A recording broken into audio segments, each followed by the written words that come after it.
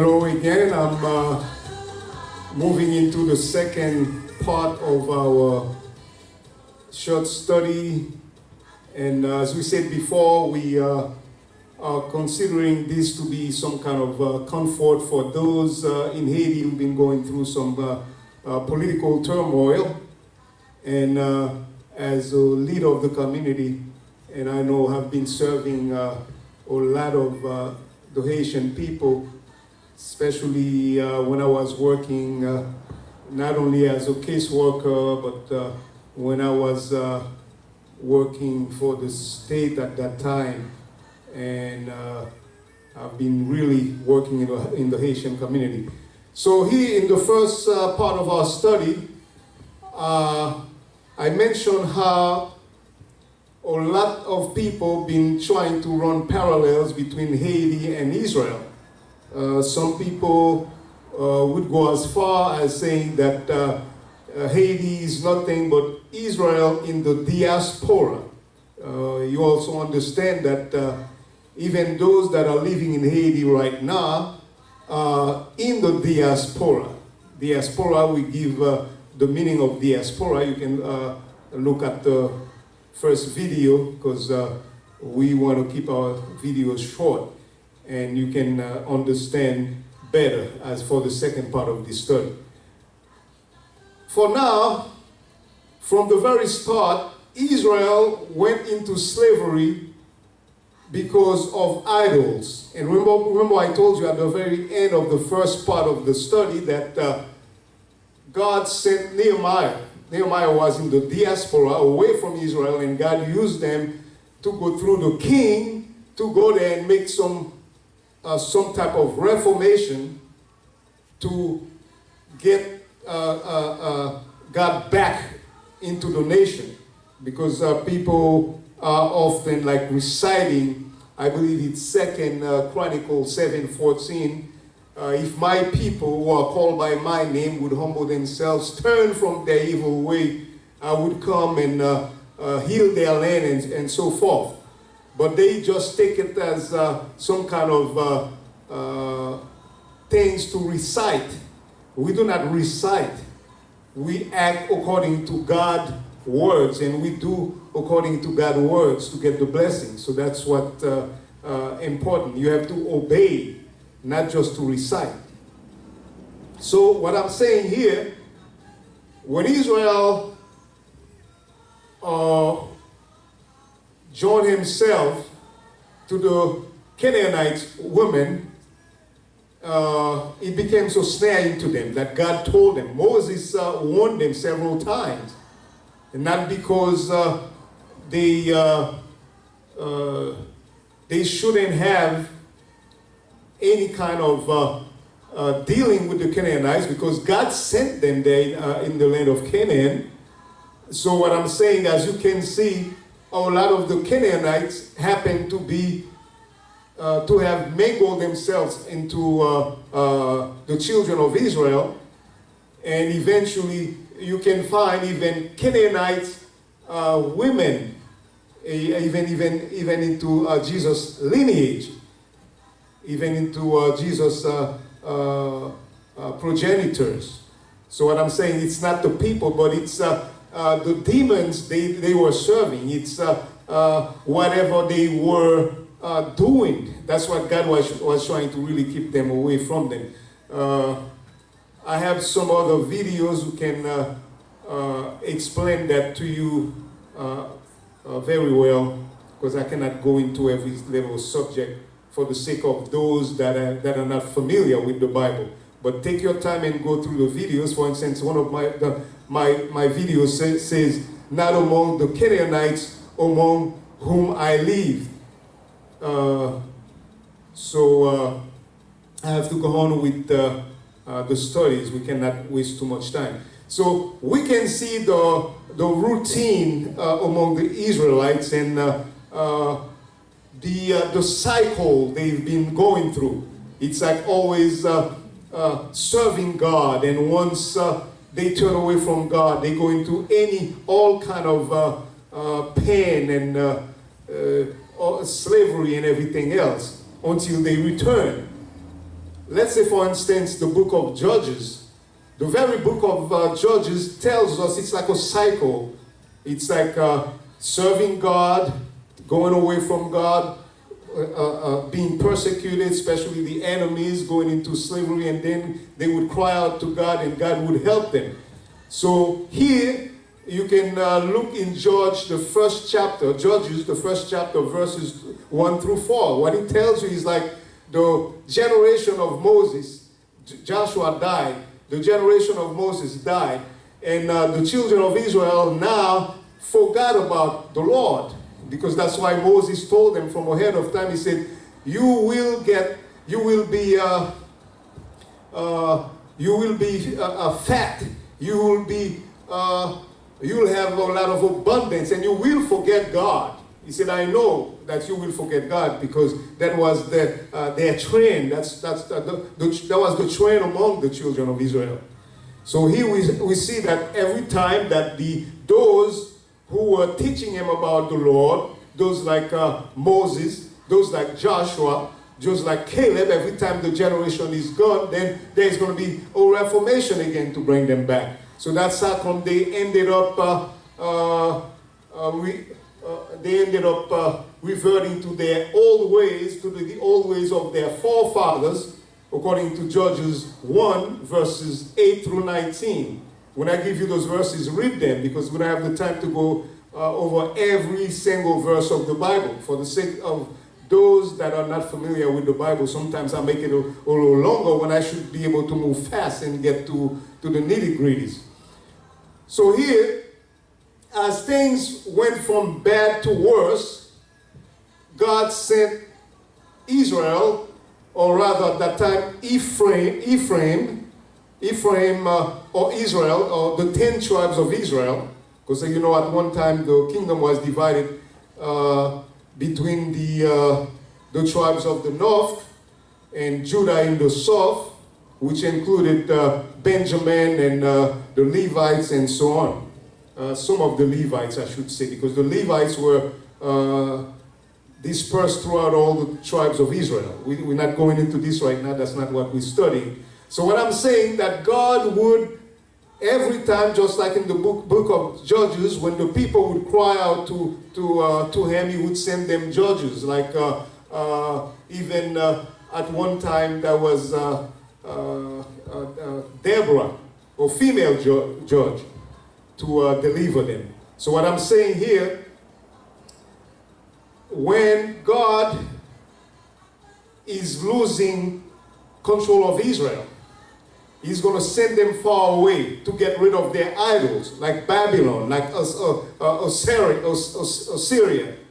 Like for instance, if you read in Isaiah 10, verses 1 through 5, it tells you that, O Assyrian, the rod of my anger. So when God gets angry, He will send your enemies after you. So that when you are among them, you will lose your idols. Or at least He knows He will regather you again. So that's what I'm saying here. So a lot of people think all that things that are going in Haiti is for Haiti total destruction. No, not at all. It's for Haiti to get rid of his idols, to get rid of all these voodoos and hoodoos and everything else you can imagine. So here, we see here that God was using the Assyrian as a rod in His anger. You can look it up in Isaiah 10 verses 1 through 5. And a lot of time God would have mercy, especially when Israel would cry back to God. And that's exactly what happened here in Hosea. Hosea, the 11th chapter, verse 8, where God was talking about Ephraim, which is another name for Israel at that time, because Ephraim was the biggest tribe. When you say Ephraim, you are talking about Israel, the 10 tribes. So here, God, before He sent Israel into slavery, there was we were talking about the 10 tribes. In Hosea 11, chapter 11, the 8th verse, it tells you clearly, how shall I give thee up, Ephraim? How shall I deliver you, Israel? Remember I told you Ephraim and Israel, those two words were used interchangeably. You know, they were like the same thing. How shall I give thee up, Ephraim? How shall I deliver thee, Israel? My heart is turned within me. My repentings are kindled together. But hey, you heard of the saying, like sometimes the father would tell the son, as he's beating the son up, he said, you know, it hurts me just like it hurts you. But I'm going to have to do it for you to get in line, for you to get on the right track. So here, we see that the 10 tribes were sent into Assyria, never to come back. So now, if you look in Ezekiel, the 16th chapter, Ezekiel was, God sent Ezekiel there to speak to the children of Israel. And Ezekiel was telling them that your older sister, Ephraim or Israel, got all tangled up in all kind of prostitution with other gods, and you saw it, and you saw what happened to them. You see how God took them away into Assyria, and you guys are doing the same thing. So what happened? Eventually, God took them also and sent them to Babylon. But guess what? All that I was telling you, you can find that in Ezekiel, the 16th chapter, verses 44 through 46. So what I'm saying here, at that time, Jesus was not born yet. And God has some promises that he made with Abraham, Isaac, and Jacob concerning Jesus. That he said that the scepter will not depart from Judah until he comes. So what I'm saying here, God told them, hey, look, you all guys are going into Babylon in slavery. And after 70 years, I'll take you back. And that's exactly what happened. So Israel was always going back and forth. Not only Egypt, not only Assyria, not only Babylon, but they also had to face Greece. You know, the Persian. They also had to face the Romans. But God in his mercy always kept a remnant. So that's why you have to understand that those of us who think that this is the end for Haiti. But God in his mercy, as long as you turn back, as long as you turn to God, he will never abandon you, because God is a faithful God. So here, we can see here, I want to conclude now, because I'm not going to go even deeper into this, but you must realize that all of you that are saying this is the end, or some of you are even saying, why don't they just give the country over to another nation? Why don't they let some other nations who know what they're doing take over? But guess what? If it was within God's will, that would have happened long time ago. Because God has a plan for Haiti. And it will come to pass. Whether there is a saying in Haiti that says, vle pa vle, jon vle, which means like whether you want it or not, you're going to go through it. You're going to do what you are purposed to do, what you are destined to do. Because certain things that God has for you, especially if you have already signed the contract, the Haitians should know this better, because a lot of them got involved in so much in all kind of voodoo, which is nothing but like Baal worship in the Bible. That's all it is. Because you know that once you sign a contract with the devil, you're going to have to walk by the contract. That's why sometimes a lot of the Haitians, like whether they want it or not, they're going to have to travel during Christmas time and renew their contract. And that's why the airlines, they jack up their price around that time. Around that time, they know there's going to be like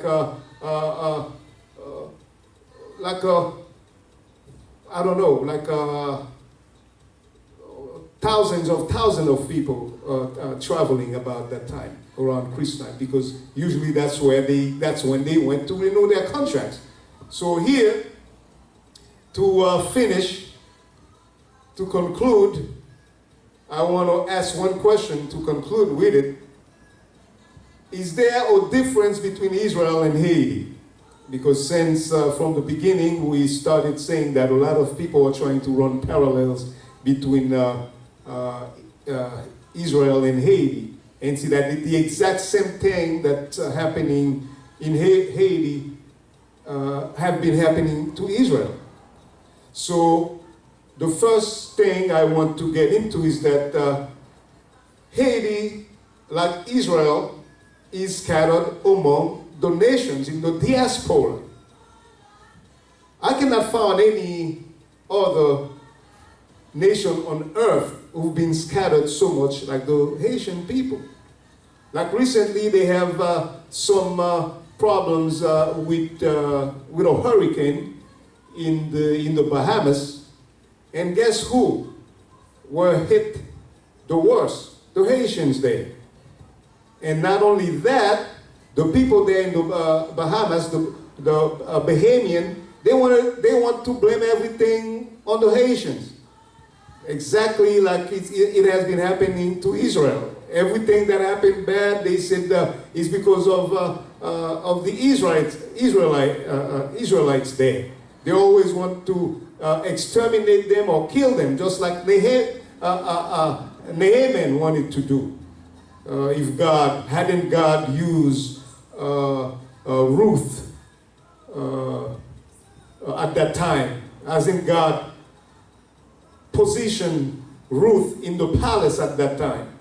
So what I'm saying here, the Haitian in the Bahamas, they've been really hit, just like all those who've been running into the diaspora everywhere else.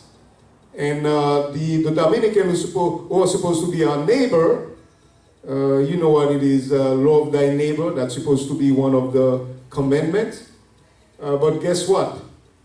The Haitian, they go through hell when they go over there. In fact, the Haitians who've been there for a generation, they can just get up one morning and they said, right now, everybody, I don't care how long you've been living here, if your great-great-great-great-grandfather or mother have been living in the Dominican Republic for decades, you're going back to Haiti and you're not taking anything with you. Not the money you've been working for, nothing at all. And now they found themselves without a country.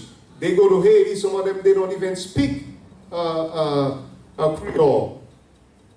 See, that's exactly what has happened to Israel all throughout history. So, like Israel, Haiti has no help. Instead, he's been crying for a savior, just like Israel. Like Israel has been crying, Hosanna, when they finally found a savior through Jesus. They thought there was another Moses at that time. They wanted to make him king by force. So, same thing with Haiti. Haiti is still waiting for someone. That's why whenever they have someone in power, they think, well, maybe this guy is going to make things better. But guess what? Your help does not come from men or great nations or kings. Because God has been telling Israel the same thing. Do not run into Egypt. Do not trust in the chariots, the armies of Egypt. I am your God. So what I'm saying, Haiti will be delivered, but it's not going to be from a leader there. Those leaders, they can do anything for you until you shape up and turn to your God. So the last thing I want to get into is like Israel, Haiti is waiting for the removal of the reproach. And that's what I'll get into the next time I speak to you about the deliverance of Haiti in order to comfort the population of Haiti. We've been going through a lot of stuff. And a lot of you don't understand why I take the time. Because my wife and I, we go there every year to help. We have a lot of children that we are supporting over there right now, that we're working with. So we not only do the talk, but we do the work also. And it's only the two of us most of the time that are doing this job. With our income, sometimes we would get some help from let's say someone who would, just like right now, we have some help from someone who is going to help us to bring toys there for them for Christmas. But when it comes to the financial part of it, we would have a family member who would give us a $50 here, $50 there, and that's it. It's only the two of us. Like right now we have 42 children there that we are helping over there. Just the two of us. We're not rich. But what I'm saying here, if you are in the diaspora and you're not doing anything about it, so when it's time to remove the reproach, don't come running and singing and mingle yourselves among them like you've been you've been waiting for that day of deliverance. Because there will be a time like Israel that the reproach will be rolled away. May God bless you.